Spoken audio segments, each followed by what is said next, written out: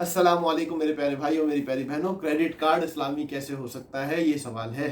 और वाकयातन सवाल है। क्यों? क्योंकि क्रेडिट कार्ड का क्या मतलब है कि आपने अभी खर्चा किया है, खर्चा करने पे अपना कार्ड अगले बंदे को दिया है, उसने वो कार्ड स्वैप किया है या चिप लगाई, जो भी किया है, लेकिन वो करने के बाद बैंक से कुछ पैसा उसकी तरफ आ गया है, वो एक रसीद जारी हो गई है कि ये रसीद वो बैंक में दिखाएगा, पैसा उसको मिल जाएगा या कोई भी उसका मैकेनिज्म होगा। लेकिन अभी जैसे ही ये मामला किया तो मेरे नाम पे पैसा इशू हो गया और उसके नाम पे पैसा ट्रांसफर हो गया। अभी जो पैसा ट्रांसफर हुआ है, ये लायबिलिटी अभी खड़ी हुई है।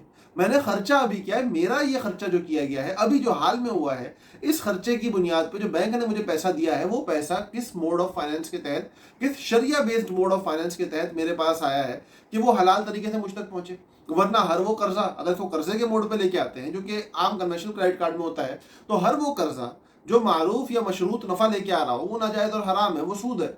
अब यहाँ पे अगर कैश विड्रॉल हो रहा है तो जैसे ही विड्रॉ होगा वैसे ही सूद लगना शुरू हो जाएगा। अगर ट्रांजैक्शन हो रही है कैश के अलावा किसी और चीज में, तो उसके अंदर अगर टाइमली पेमेंट ना हुई तो सूद देना पड़ेगा। इस शर्त की वजह से ही मामला नाजायज और हराम हो जाएगा। अगर किस्तें बनाई जाए तो उस किस्त के ऊपर एक सूद लगता है, इस वजह से वो नाजायज और हराम हो जाएगा। लेकिन बहुत किसी भी तरीके से आ जाओ, कोई भी मामला कर लो, हर सूरत ये क्रेडिट कार्ड नाजायज और हराम हो रहा है। अब इस्लाम में अगर इसको लेके आना है, शरी दायरे के अंदर इसको लेके आना है, तो उसकी सूरत क्या होगी? तो इस वक्त मार्केट में जो हमारे पाकिस्तान के अंदर एक क्रेडिट कार्ड लॉन्च हुआ और लोग उसको ले रहे हैं, एक मशहूर बैंक का क्रेडिट कार्ड है। वो बैंक अभी खुद को इस्लामिक बैंक बना रहा है, कन्वर्जन में है, अपने सूदी मामला को ख़त्म करके इस्लामी मामला की तरफ आ रहा है। उसने जो क्रेडिट कार्ड लॉन्च किया है, वो कार्ड है तवर्रुक की बुनियाद पे। अब सवाल कि भाई ये तवर्रुक क्या होता है और क्या ये तवर्रुक जायज़ है? तो भाई अल्लामा इब्न तैमिया और इब्न क़य्यिम के अलावा दीगर तमाम फ़ुक़हा इसको जायज़ मानते हैं। जो मेजर फ़ुक़हा हैं, जो बड़े फ़ुक़हा हैं, जिनके मसालिक है बाकायदा, जिस तरह हनफिया है, शाफ़िई है, मालिकी है, तो जो बड़े मेजर फ़ुक़हा हैं, उनके अंदर ये बड़े दो ऐसे हैं जो नाजायज़ मानते हैं और कहते हैं कि ये बेईना की तरह है। अब ईना को समझाना पड़ेगा। तो ईना कहते हैं बाय बैक को। मैंने आपको एक चीज़ उधार पे महंगी बेच के नकद में सस्ती खरीद ली। मिसाल के तौर पे मेरे पास यहाँ पे ये रजिस्टर पड़ा है, मिसाल के तौर पे, तो ये रजिस्टर मैंने आपको महंगा बेच दिया और आपसे सस्ता खरीद लिया। 120 रुपये का महंगा आपको बेच के आपसे 100 रुपये का नकद खरीद लिया और नकद 100 रुपये आपको दे दिए। आप 100 रुपये लेके चले गए, तो जब आप लेके जाओगे तो उसके बाद जब आप लेके चले जाओगे तो आप मुझे वापस क्या करोगे? जो आपने रजिस्टर महंगा खरीदा था 120 का, वो 120 रुपये आप मुझे वापस करोगे। तो ये जो 120 रुपये आप मुझे वापस कर रहे हो, ये और रजिस्टर मेरे पास वैसे का वैसा पड़ा रह जाएगा। तो फिर ये मामला होगा बेईना का, क्योंकि मैंने एक चीज़ बेच के उधार पे नकद में वापस खरीद ली और ये मामला शरअन नाजायज़ और हराम है, क्योंकि ये सूद को हलाल करने का हीला बनता है। ये दर हकीकत सूद ही के लेन देन की एक मॉडिफाइड सूरत होती है। हमें ऐसी कोई सूरत नहीं अपनानी। तो अभी तवर्रुक क्या होता है? तवर्रुक ये है कि मैंने ये रजिस्टर जिसकी मार्केट वैल्यू 100 रुपये है, आप इसको रजिस्टर की मार्केट पे ले जाओ, किसी भी रजिस्टर की दुकान में बेच दो, 100 रुपये का बिक जाएगा। इसको 100 से नीचे का कोई नहीं लेगा, ये हम सबको पता है। इसको 100 से ऊपर का कोई नहीं लेगा, ये भी हम सबको पता है। लेकिन ये रजिस्टर मेरा है, मेरी मर्जी, आपको लेना है लो, नहीं लेना ना लो। मैंने आपसे कहा मैं आपको 120 का बेचता हूँ उधार पे, आपको पैसे चाहिए, मैं पैसे नहीं देता हूँ, मैं ये रजिस्टर आपको बेचता हूँ। आपने कहा ठीक है बेच दो मुझे, मैं लेने के लिए तैयार हूँ। आपने मुझसे रजिस्टर खरीद लिया। खरीदने के बाद आप ये रजिस्टर लेके चले गए मार्केट में, आपने 100 रुपये का बेच दिया। मार्केट में रजिस्टर 100 का बिका, आपको 100 रुपये मिल गए, मेरा 120 का उधार आपके सर पे खड़ा हो गया, आपकी जरूरत पूरी हो गई और मेरे लिए जो पैसे के ऊपर मुझे 100 रुपये की चीज़ के ऊपर नफ़ा कमाना था, वो नफ़ा भी मुझे मिल गया और वो रजिस्टर घूम के वापस मेरे पास भी नहीं आया। और हमारा ये मामला ईना का भी नहीं हुआ, बल्कि दो अलग अलग बै हुई हैं। पहली बै उधार थी, पहला जो मामला था वो उधार का था, दूसरा जो मामला था वो नकद का था, और वो दो पार्टीज के दरमियान में नहीं था, बल्कि A to B और B to C एक थर्ड पार्टी की तरफ मामला गया था। तो इस तरीके से करेंगे तो ये तवर्रुक कहलाएगा और शरअन इसकी इजाज़त है।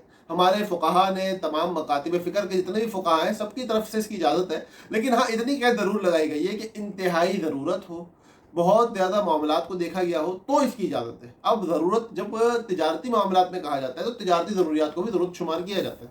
तो अगर कहीं तिजारती ज़रूरियात है, तिजारती मामलात हैं, तो वहाँ पे इसकी अगर एक सूरत इख्तियार की जाती है तो उसकी गुंजाइश और इजाज़त मिलती है।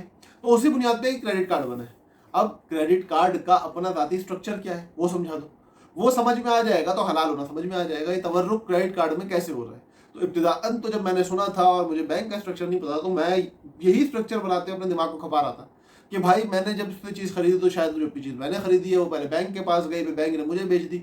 मैंने कहा इसके लिए कोई कॉन्ट्रैक्ट नहीं हो रहा, कोई मामला नहीं हो रहा। फिर हर जगह पे तो एक ड्रामेबाजी वाली बात है, ऐसा तो हो नहीं सकता। लेकिन जब इसके स्ट्रक्चर को समझा तो पता ये चला कि वो जो एंड रिजल्ट हो रहा है या एंड पे काम हो रहा है, वो तो बहुत दूर की बात है। ये जितना तवर्रुक होना है, जितना मामला होना है, ये सब का सब कार्ड के इशुएंस के टाइम पे होकर फारिग हो जाता है। और उसके बाद कार्ड एक नॉर्मल डेबिट कार्ड की तरह इस्तेमाल किया जा रहा होता है। ये कैसे होता है? ये ऐसे होता है कि जब आप बैंक में जाते हो और बैंक को कहते हो कि भाई मुझे तुम एक काम करो, कार्ड दे दो, क्रेडिट कार्ड जो एक आम होता है वो चाहिए। अब बैंक कहता है कैसे दे दूँ मैं आपको क्रेडिट कार्ड, आप बताएं आप कैसे पैसे दे सकते हैं, क्या आपकी हैसियत है, क्या आपके लिमिट्स है। खैर सारे मामला बैंक अपने जितनी ड्यू डिलिजेंस करनी होती है, जो केवाईसी करनी होती है, अपने कस्टमर को जितना जानना होता है, वो सब कुछ करने के बाद आपसे मामला ये करता है कि भाई ठीक है, मैं आपको 10 लाख रुपए की लिमिट का क्रेडिट कार्ड दे सकता हूँ। और क्रेडिट कार्ड एक ऐसी चीज़ है कि जिसपे जो नफ़ा चार्ज मार्केट में किया जाता है, और ये बात हम सबको पता है कि मार्केट में कन्वेंशनल का रेप्लिका करके अपने मामलात का हिसाब किताब करना कोई बुरी बात नहीं है। इसके बारे में पहले कई बार बात हो चुकी है। तो इसलिए उसी का रेप्लिकेट करते हैं वहाँ, चूंकि बड़े हाई किस्म के रेट लग रहे होते हैं 41, 42, 45% पर एनम तक के, तो हम सेफर साइड अपने दिमाग को आसानी से समझाने के लिए 50% का रेट रखते हैं और 3 साल का लिमिट देते हैं। तो 150% प्रॉफिट चाहिए। 10 लाख का क्रेडिट कार्ड दूंगा और 150% का प्रॉफिट लूंगा 3 साल में।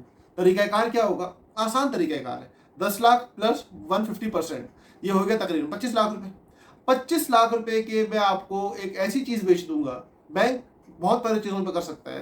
क्रेडिट कार्ड का जो हमारा जदीद अभी हाल का जो मामला चल रहा है वो म्यूचुअल फंड के ऊपर हो रहा है। 1 लाख रुपए की वैल्यू के म्यूचुअल फंड या 10 लाख रुपए की वैल्यू के म्यूचुअल फंड मैं आपको बेच दूंगा उधार पे 25 लाख रुपए के। आपने 25 लाख के खरीद लिए, आपकी मर्जी, आपने नहीं खरीदे, आपकी मर्जी। क्योंकि क्रेडिट कार्ड लेना आपके एंड पे एक चीज़ है, आपकी मर्जी, आप लो ना लो, आपको चाहिए मैं 25 लाख की बेचूंगा, आप खरीद लेते हो। आप जैसे ही वो खरीदते हो तो मार्केट खुली है। म्यूचुअल फंड आप जाके मार्केट में कभी भी बेच सकते हो, कोई मसले वाली बात नहीं, कोई उसको आपको रोक टोक नहीं है। आप खरीदने के बाद एक थर्ड पार्टी को एजेंट बनाते हो, वो थर्ड पार्टी जो बैंक का हिस्सा नहीं होती है, बता दी जाती है तीसरी बंदा है, और ये रेगुलेटर की वजह से, वरना आप खुद भी बेचो तो कोई हरज की बात नहीं है। आप थर्ड पार्टी को एजेंट बनाते हो, थर्ड पार्टी जाके मार्केट में उसको 10 लाख रुपए के नकद बेच के आ जाती है।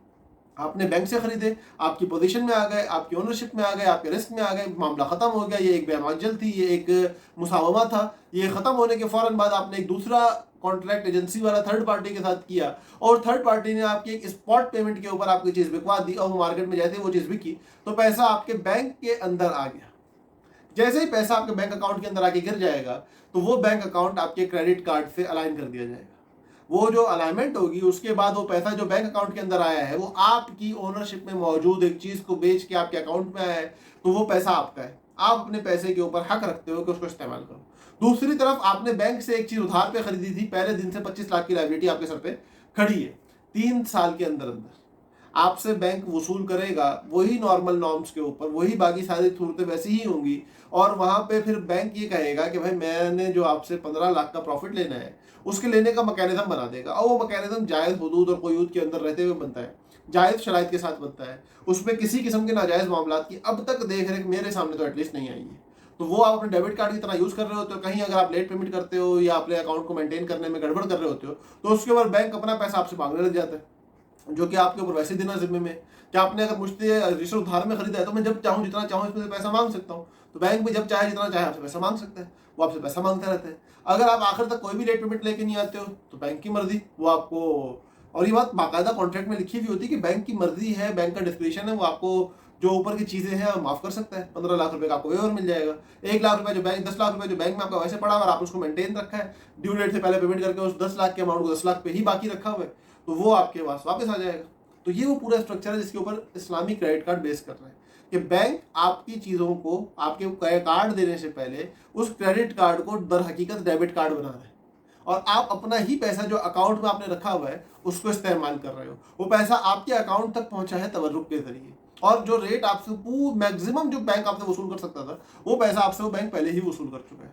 तो ये वो सारी कहानी है जिसकी बुनियाद पे क्रेडिट कार्ड को इस्लामी बना के हलाल सूरत में लाया गया है। ज़रूरत क्या पड़ी इसके बारे में इंशाल्लाह फिर कभी मौका मिला तो बात करेंगे कि इस बैंक को इजाज़त कैसे और क्यों मिल गई रेगुलेटर की तरफ से कि भाई ये क्रेडिट कार्ड बना सकता है और ये जारी कर सकता है, जबकि इसी मॉडल को अगर कोई और लेके जाएगा तो चूंकि ज़रूरत की बुनियाद पर तवर्रुक जायज़ है और ज़रूरत की बुनियाद पर तवर्रुक का प्रोडक्ट दिया जाता है, तो इनको तो मिल गया, दूसरों को क्यों नहीं मिल रहा। ये एक अलग पूरी बहस है, समझने से ताल्लुक़ रखती है। इसके बारे में इंशाल्लाह फिर कभी बात करेंगे। फिलहाल के लिए इजाज़त दें। अल्लाह पाक हम सबका हामी और नासिर हो। कोई सवाल हो तो ज़रूर कीजिएगा। अस्सलामु अलैकुम व रहमतुल्लाहि व बरकातहू।